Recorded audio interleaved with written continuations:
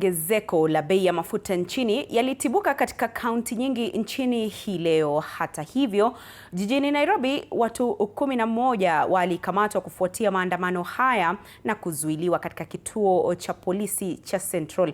Sheila Chelangat anaarifu zaidi.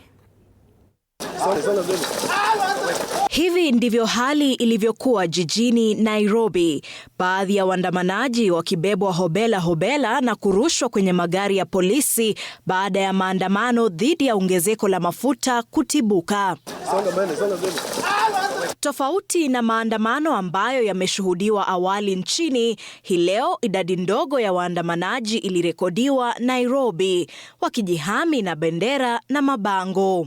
Maandamano haya yakidumu saa chache tu.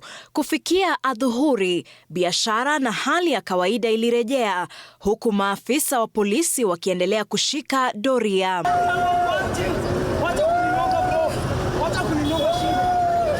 Wanaharakati 11 walikamatwa Nairobi.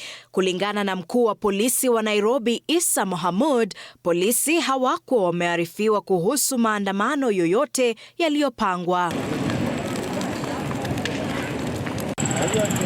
Hali sawia ikishuhudiwa pia Nyahururu, maandamano haya yakitatiza usafiri na hata biashara. Mipango ya maandamano haya yalishika kasi mitandaoni, yakijiri baada ya mamlaka ya udhibiti wa kawi EPRA kutangaza bei mpya za mafuta kuanzia Aprili tarehe 15 hadi Mei tarehe 14. Bei hizo baadaye zilirekebishwa Aprili tarehe 15, ikipunguza bei ya petroli hadi shilingi 197 na shilingi 196 kwa dizeli.